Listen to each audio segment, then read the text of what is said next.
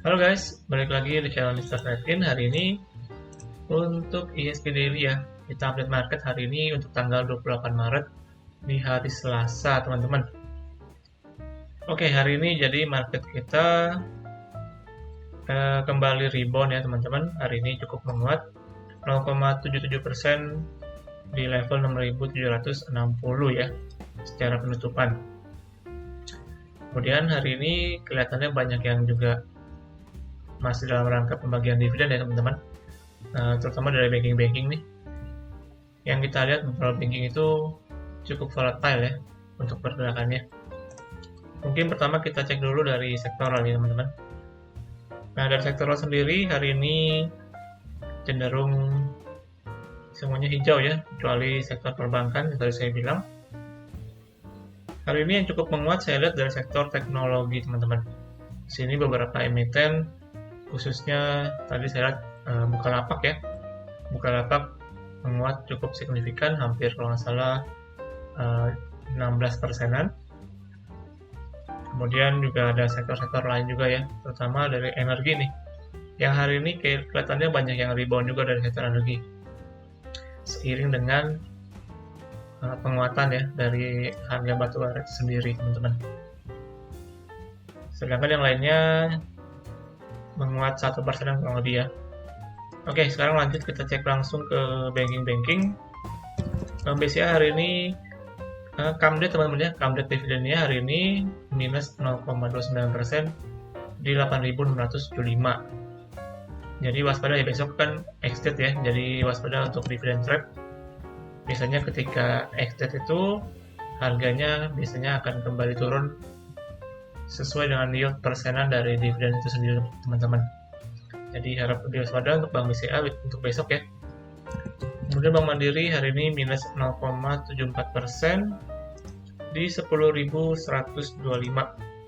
Kemudian Bank BNI ini nih yang cukup tertekan ya hari ini minus 5% teman-teman di 9.025 ya. Ini Bank BNI setelah kemarin masa Camdetnya lewat langsung dibuang nih oleh para spekulan teman-teman.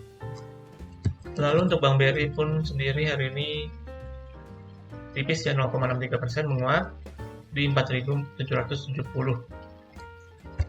Nah tadi untuk Bukalapak kita cek rata-rata hampir 15% teman-teman menguatnya ya untuk Bukalapak hari ini.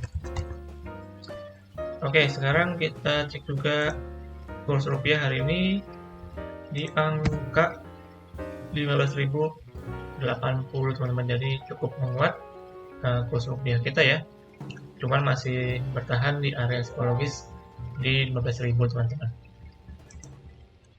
Oke, selanjutnya kita langsung masuk ke teknikal ya teman-teman. Di sini secara charting hari ini terlihat ya, hari ini kembali menguat untuk ISG kita. Secara indikator MACD mulai muncul nih untuk bar yang hijau ya, yang menandakan masuk teritori bullish lagi teman-teman untuk sementara waktu menurut saya. Cuman di sini sementara waktu emang masih terreject ya dari garis EMA-nya teman-teman sebagai resisten di sini. Selama dia belum break ke atas 6.800, maksudnya belum kembali ke atas ini, saya sih belum bisa bilang ya kita akan kembali lanjut ya. Sementara mungkin masih akan konsolidasi di sekitar 6.700 sampai dengan 6.800 nih. Kalau misalkan ISG kita berhasil langsung recovery break atas teman-teman, menembus 6.800-an, nah baru saya bisa yakin ISG kita bisa kembali lanjut ke atas nih. Namun selama masih reject ya di garis exponential moving average, kemudian juga ada garis resisten di sini di 6.800, maka potensinya masih bisa kembali turun ya. Karena mengingat seperti yang kemarin saya bahas di video kemarin, di time frame kecil kita lihat di sini banyak gap teman-teman yang belum tertutup nih. Sementara waktu ini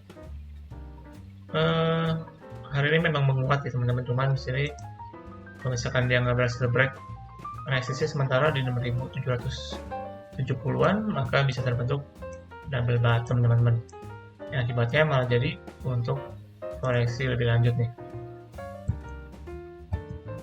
Jadi kita perlu pantau ya untuk pergerakan indeks kita. Menurut saya sementara ini masih cenderung akan konsolidasi dulu ya. Jadi secara arah pun belum terlalu jelas teman-teman untuk potensinya kemana nih. Oke, jadi begitu ya kurang lebih untuk market kita sementara ini. Dan sekarang saya akan langsung lanjut untuk membahas emiten hari ini ya, yang terkait dengan juga beritanya teman-teman. Yang pertama akan saya bahas dari Bank Jago teman-teman. Di sini Arto ya.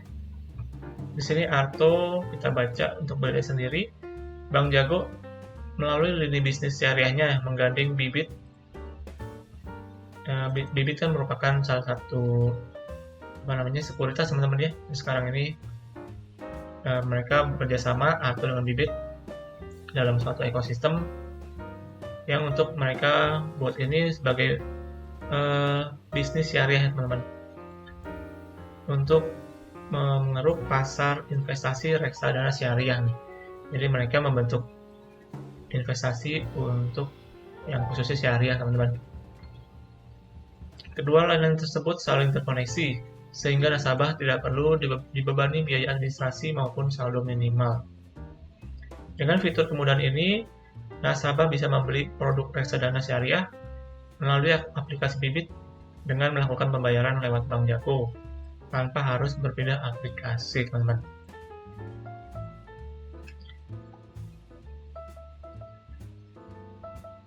Oke, jadi kurang lebih begitu ya untuk beritanya, di mana Arto ini sebagai Bank Jago ya menggandeng Bibit untuk menggait investor dari pasar syariah teman-teman.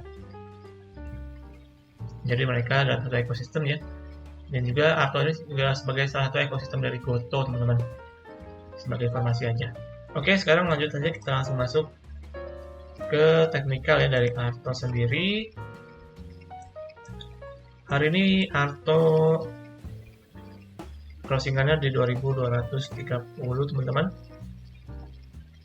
Kita lihat hari sementara waktu ini masih cukup tertekan ya. Di sini saya coba cek dengan time frame weekly. Kita lihat secara koreksinya cukup masif ya teman-teman. Di sini kita lihat dulu kan Bang Arto cukup meningkat pesat dengan adanya tren bank digital teman-teman. Sekarang udah mulai meredup sehingga harga sahamnya pun mulai terkoreksi teman-teman ke harga wajarnya ya. Di sini kalau saya hitung, misalkan dari harga dulu sempat menyentuh harga 19.000, sekarang itu harganya di sekitar 2.200 teman-teman. Jadi udah pelemahannya mencapai 88% nih. Jadi cukup lumayan berasa juga ya buat teman-teman yang mungkin ada yang nyangkut di atas. Jadi ya harap bersabar teman-teman ya, karena mengingat momentumnya juga belum ada lagi untuk bank ini, khususnya bank digital teman-teman, yang masih belum ada, ibaratnya belum bisa bersaing dengan bank-bank konvensional yang lain teman-teman. Oke, untuk Bank Arto sendiri di sini kalau saya lihat sementara masih dalam proses koreksi yang cukup masif. Cuman di sini ada support teman-teman yang cukup penting menurut saya ya. Ini di harga sekitar 2000-an teman-teman. Di sini ada di main area ya untuk Arto sendiri. Jadi wajar kalau misalkan sekitar 3 minggu ini kurang lebih Arto dia berhasil bertahan teman-teman di area support ini ya. Nah, di sekitar area hijau ini merupakan area support. Buat teman-teman yang mungkin mau coba spekulasi sih, menurut saya bisa ya, karena area ini merupakan area yang cukup penting menurut saya, dan kelihatannya nggak bakal dijebol dalam waktu dekat sih. Jadi mungkin bisa terjadi untuk rebound dulu sementara waktu. Jadi buat yang mau spekulasi masih bisa, tapi jatuhnya spekulasi teman-teman ya, karena kita belum bisa tahu apakah dia berhasil bertahan di atas seperti ini atau enggak nih. Kalau misalkan dia jebol dari 2000, maka potensinya malah jadi bisa lanjut turun ke bawah teman-teman. Ini cukup jauh ya untuk next supportnya nih kalau misalkan jebol. Untuk sementara ini mungkin jatuhnya spekulasi teman-teman ya. Mungkin bisa menguji kembali ke resist di sekitar 2400.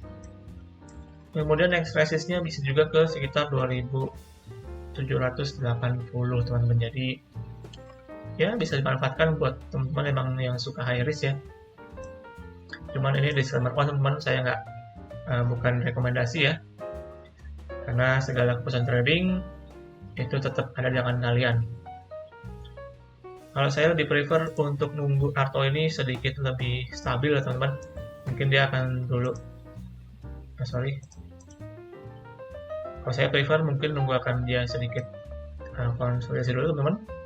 Konsolidasi dulu, nanti ketika dia emang sudah berhasil bertahan di atas supportnya, maka saya baru lebih pede nih untuk dia bisa kembali naik untuk sementara waktu mengejar ke resist yang atas teman-teman. Jadi dalam rangka untuk mengejar technical rebound ya. Cuman ini mungkin akan makan waktu yang cukup panjang, jadi kalau saya pribadi mungkin masih dalam sifatnya mantau ya untuk emiten seperti ini. Oke, jadi kurang lebih begitu untuk sementara dari Bang Arto ya teman-teman. Kemudian kita langsung masuk untuk pembahasan yang kedua aja, yaitu dari emiten Avia nih. Avia ini merupakan emiten produsen cat ya teman-teman, dengan mereknya yaitu Avian, dan Avia ini merupakan salah satu bisnis dari keluarganya Tanoko teman-teman ya. Jadi Bapak Hermanto Tanoko yang merupakan salah satu orang terkaya di Indonesia ya. Di sini entitas bisnis milik keluarga Tanoko yaitu PT Wira Laju Rejeki mengumumkan pembelian saham PT Avia teman-teman, yang dilaksanakannya melalui PT Wahana Lancar Rejeki ya, sebagai salah satu pemegang saham pengendali dari Avia ini sendiri. Kemudian pembeliannya sebanyak kurang lebih 32.900.000 lembar saham pada tanggal 16 Februari sampai dengan 20 Maret. Dengan rentang harga pembeliannya itu di kisaran 570 sampai dengan 640 per lembar saham. Jadi dengan pembelian tersebut, secara tidak langsung PT Wira Laju Rejeki bertambah menjadi 23,95% teman-teman kepemilikannya ya. Oke, itu sekilas berita dari Avia. Kita langsung cek aja untuk teknikalnya. Oke, untuk Avia sendiri baru listing di tahun 2022 kemarin ya. 2021. Di akhir tahun 2021 listing di harga 930. Dan untuk sekarang dia posisinya udah lebih rendah lagi teman-teman. Sekarang itu di harganya di 600 ya. Di sini kalau kita lihat secara teknikal sebenarnya sekarang masih dalam fase untuk koreksi teman-teman Avia ini. Jadi semenjak di IPO mengalami koreksi ya sampai dengan sekarang ini untuk emiten dari Avia ini sendiri. Kemudian kita cek aja ke time frame daily. Di sini tadi kan kita baca rentang harga pembelian dari PT kepemilikan dari pengendali mereka kan itu di sekitar 570 sampai dengan 640 ya. Jadi di kisaran sini harganya teman-teman.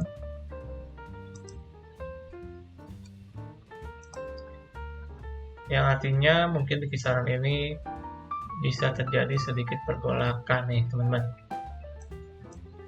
Kalau saya pribadi melihatnya sih mungkin Avia ini harus balik dulu ya ke atas 600 nih, baru akan cukup menarik secara teknikal. Karena kalau dia balik ke atas 600, dia jadi akhirnya bisa kembali ke level sebelum dia breakdown teman-teman. Terus juga menariknya di sini untuk Avia sebenarnya untuk jangka pendek, saya melihat terbentuknya di sini ada bullish divergence ya. Secara harga lebih rendah, namun secara momentumnya dia lebih tinggi nih.